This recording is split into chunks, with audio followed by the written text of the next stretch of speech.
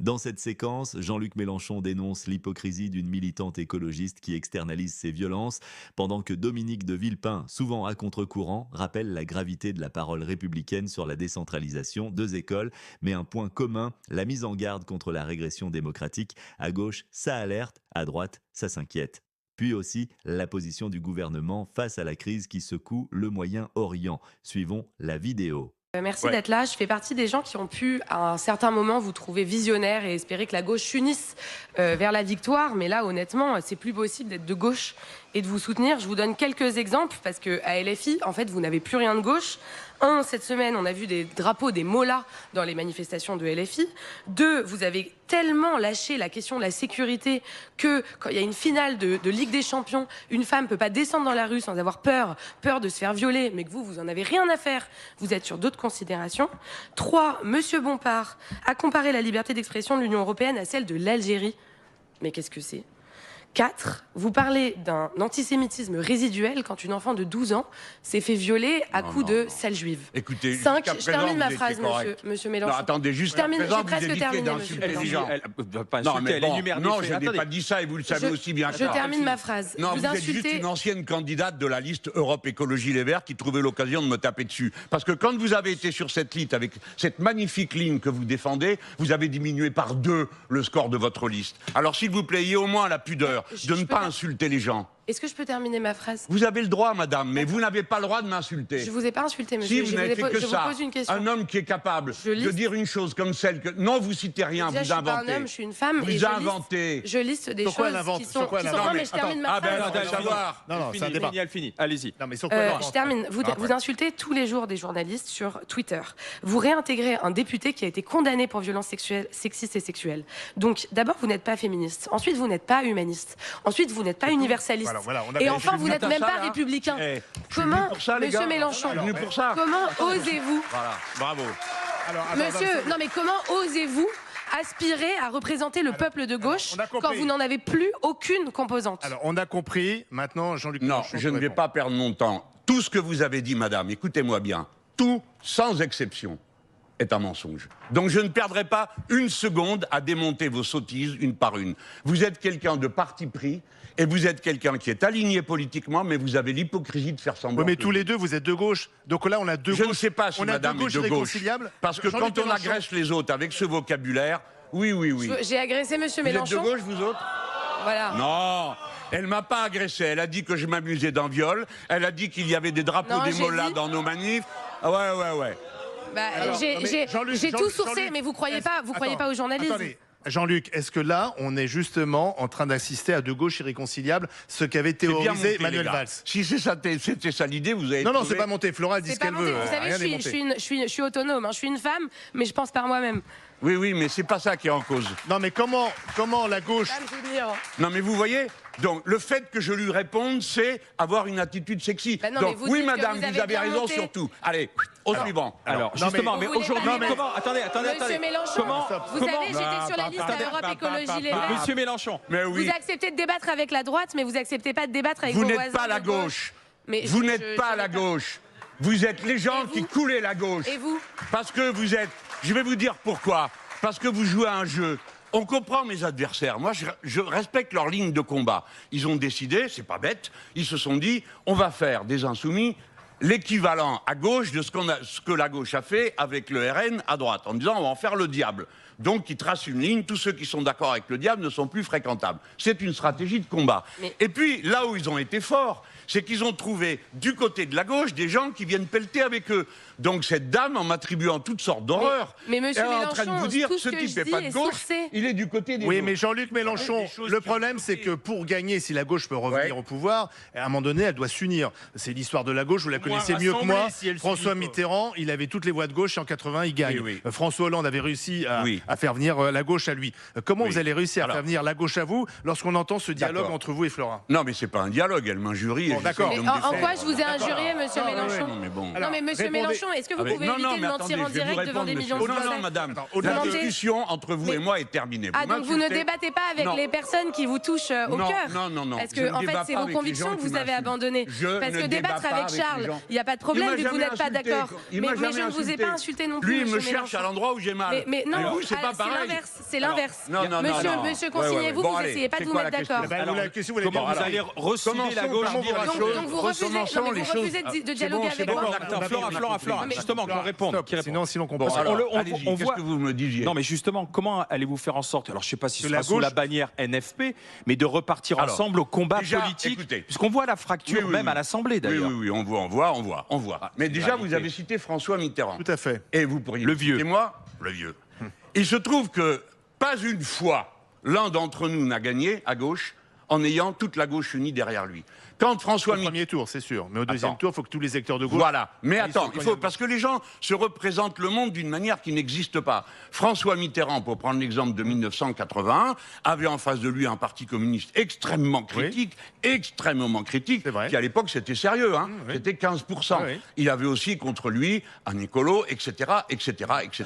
Donc il a gagné parce que au premier tour, les gens ont dit on a plus confiance dans son programme, dans ce qu'il dit, que dans ce que les autres lui reprochent. Et ça a été la même chose pour Hollande, et ça a été la même chose pour moi. Je n'ai jamais été le candidat de toute la gauche, j'ai été le candidat commun du Parti communiste et du Parti de gauche en 2012, et le reste du temps tout seul, y compris la dernière fois, y compris contre le fait qu'il y avait des écolos, il y avait même un communiste pour la première fois. Et c'est dans ces conditions que j'ai réuni 7 millions, un peu plus de 7 millions de voix, 22% des suffrages. Donc, vous m'autoriserez à penser, au moins pour avoir fait ça, que peut-être il y a du bon dans ce que je fais, et peut-être que les autres devraient se demander comment ça se fait qu'ils n'y arrivent jamais et qu'ils reculent tout le temps. Actuellement, il n'a pas Il y a 83% Non mais des bon, on a Français le droit qui quand veulent même pas de voter temps pour à vous. autre de dire les choses. Vous- Maintenant, en fait, ce que la vous candidate faites, c'est que vous socialiste faites a fait un élire- 75. Non, mais ce que vous faites, c'est que vous faites élire il y a 83% des Français qui ont dit dans un sondage récent qu'ils ne voteront jamais pour vous. Votre ambition, Non, c'est de ils faire n'ont jamais gagner dit Marine ça. Le Pen parce qu'elle arrive. Oui, Donc, oui, vous oui. pouvez déjà lui dire.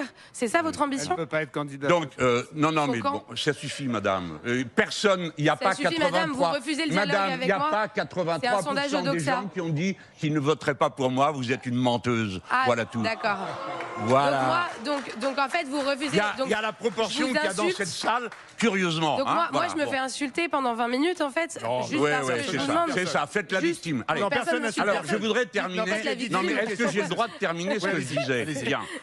Je n'ai pas, dans toutes les circonstances, j'ai toujours fait le choix pour ma part de l'Union. Je rappelle qu'après avoir été accablé de sarcasmes du type de ceux que je viens d'entendre, Oui. nous avons fait, au lendemain d'une élection où tout le monde avait été contre nous, et terminé à moins de 2%. Nous avons permis aux socialistes d'avoir un groupe, aux communistes d'avoir un groupe, aux verts d'avoir un groupe. Et ensuite, le coup d'après, quand M. Macron a dissous pour une raison, il était persuadé que la gauche était tellement divisée qu'elle ne remonterait jamais sur le cheval. Elle s'est Raté, nous avons pris les bonnes décisions en une nuit de nous remettre d'accord alors qu'ils avaient passé 2 ans à nous taper dessus en disant tout ce que madame vient de dire en résumé et en aggravé dans son Non. cas. Donc tout ça, ce que moi je demande, je n'ai pas le choix. On me demande de renoncer au programme que nous avons défendu si je veux pouvoir entrer dans une coalition de premier tour à l'élection présidentielle. Je dis que les Français tranchent. Si vous voulez que ce programme avance, alors vous pouvez vous joindre à nous. Je dis à toutes les personnes de gauche qui veulent l'entendre, vous pouvez vous joindre à nous. Au groupe, au sous-groupe, au Ouais. courant, vous pouvez vous joindre à nous. Donc Voilà pourquoi... un groupe, non mais un Attendez, groupe qui est-ce n'est que pas j'ai- humaniste, qui n'est pas Est-ce que j'ai féministe. est-ce que j'ai le choix? Je vais vous donner un exemple. Je signe avec mes camarades un accord qui s'appelait NUPES. Vous vous rappelez de ce truc? On signe, il y avait 640 mesures. Il n'y avait même pas 24 heures qu'on venait d'être élu, que déjà il passait tout par-dessus bord. Et la dernière chose dont on n'a pas parlé ici, pour prendre un exemple récent, on arrive dans les motions de censure. Franchement, on a été, nous, élus pour combattre un gouvernement. Quand un gouvernement vous menace de 49.3, vous n'avez qu'une réponse, c'est la censure. On dépose une censure, 2 censures, 3 censures, 5 fois de suite. Les socialistes refusent. Pourquoi? Parce qu'ils disent, vous allez voir, on a trouvé une bonne combine avec M. Bayrou. Le conclave. Vous allez avoir tout ça, plus le conclave et la remise en cause de la Qu'est-ce qui retraite. va se passer? Moyens qui sont nécessaires. Depuis cette décentralisation qui a été entamée, il y a beaucoup de fonctionnaires, le nombre de fonctionnaires a diminué. Alors ça, c'est un problème. Vous allez animer a augmenté, le nombre de fonctionnaires a augmenté. Vous allez animer en fin de journée une conférence à la faculté de la Canebière qui est intitulée « Crise institutionnelle et ses enjeux contemporains ». Si selon vous, il fallait modifier des institutions en France, en priorité, il faudrait modifier lesquelles? D'abord, je suis très attaché à la Constitution de 1958 et c'est une Constitution qui a donné à la France une stabilité institutionnelle. Mais nous voyons bien qu'aujourd'hui, nous sommes confrontés à de plus en plus de problèmes. À mon sens, le problème est davantage la pratique que la Constitution. La pratique, on le voit bien dans le travail de l'exécutif. Sortir d'une verticalité présidentielle qui a enfermé le président de la République dans une responsabilité tous azimuts. Il s'occupe de tout et à la fin de la journée, évidemment, il n'est pas capable de régler tous les problèmes. Donc il faut que le président retrouve sa responsabilité d'arbitre, de garant de la continuité de l'État et d'inspirateur de la nation. Et le Premier ministre renforcé, et je pense qu'il y a une mesure à prendre, parce que depuis 2022, nous avons des premiers ministres qui n'ont pas de majorité parlementaire, et l'une des réponses devrait être l'obligation pour le Premier ministre d'engager sa confiance devant le Parlement. Ça veut dire que depuis 2022, Madame Borne, Monsieur Attal auraient dû former des gouvernements et établir un programme d'action politique qui est l'agrément du Parlement. Cela aurait obligé ces différents gouvernements à concentrer leur action sur quelques objectifs partagés par le Parlement. Et nous aurions pu ainsi faire un travail législatif au service des Français beaucoup plus efficace que ce que nous avons connu. La démocratie française se contente trop souvent d'un 50% plus une voix.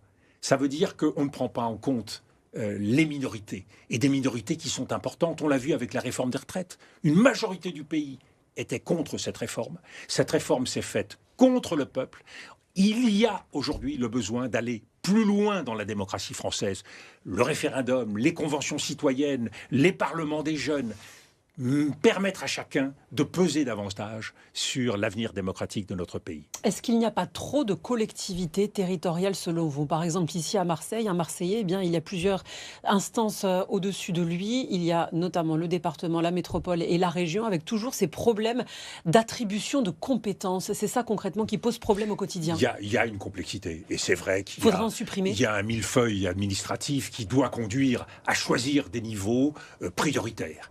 Et ça, je pense que ce sera au cœur de la campagne de 2027, parce que nous devons être plus efficaces sur le plan de la réponse à la fois de l'État et des collectivités. Donc il faut choisir les niveaux qui sont véritablement les plus adaptés. C'est un enjeu de politique nationale et locale extrêmement complexe, donc on ne le réglera pas ce matin.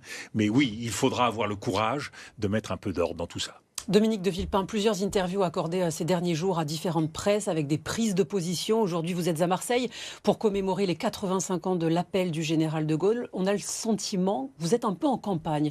Est-ce que c'est le cas? Est-ce que vous pensez à 2027? Je suis surtout inquiet et mobilisé pour essayer de faire avancer des réponses pour la France dans une période de grande gravité. Cette gravité, elle s'exprime sur le plan national. Notre pays est à l'arrêt, l'économie est à l'arrêt, les entreprises ne savent pas de quoi demain sera fait. Une France sans prévisibilité, on le voit en matière budgétaire, nous ne savons pas de quoi le budget sera fait. C'est une France qui s'inquiète d'autant plus quand elle regarde les actualités et qu'elle voit que le monde s'enflamme, que les dirigeants du monde ne sont pas capables d'être d'accord et que trop souvent la fuite en avant est la seule règle de ces dirigeants. Donc le principe de responsabilité doit être rappelé. Moi, je suis un ancien Premier ministre. J'ai eu la chance d'avoir une expérience. J'ai eu la chance de servir auprès de quelqu'un comme Jacques Chirac. J'appartiens à une lignée gaulliste qui a traversé beaucoup d'épreuves. Et donc je suis là pour apporter une expérience, un regard, un témoignage. Est-ce que vous pourriez être candidat à la présidentielle de 2027? La réponse viendra le moment venu. Les Français vous ne sont pas... Vous l'excluez ou pas? Non, je n'exclus rien, bien au contraire. Je travaille aujourd'hui à préparer des réponses pour les Françaises et les Français. Nous verrons quelle sera la meilleure incarnation pour apporter ces réponses. Mais je suis tout à fait désireux d'être aux avant-postes de ce combat. Merci beaucoup, Merci à vous. Dominique de Villepin, ancien Premier ministre, ancien ministre Je rappelle des que le Affaires étrangères programme de la France. nucléaire iranien d'avoir été l'invité de Marseille Politique. une menace Vous directe restez avec nous. pour nos intérêts On de se retrouve sécurité, dans un instant sur BFM. car l'Iran Marseille-Provence, enrichit 10 fois plus qu'autorisé et possède un stock d'uranium hautement enrichi 30 fois plus important qu'autorisé.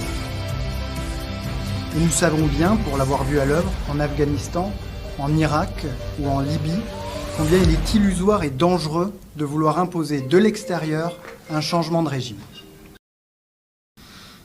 Je vous l'ai vite dit, nous avons invité le ministre iranien à envisager des négociations avec toutes les parties, y compris les États-Unis, et sans attendre l'arrêt des frappes que nous appelons par ailleurs de nos voeux.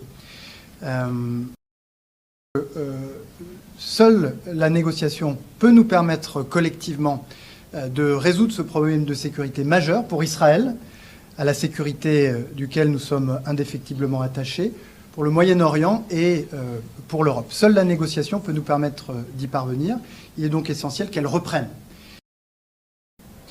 Je veux conclure enfin en rappelant la priorité que constitue pour nous la libération de Jacques Paris et Cécile Kohler, otages depuis 3 ans dans les prisons iraniennes.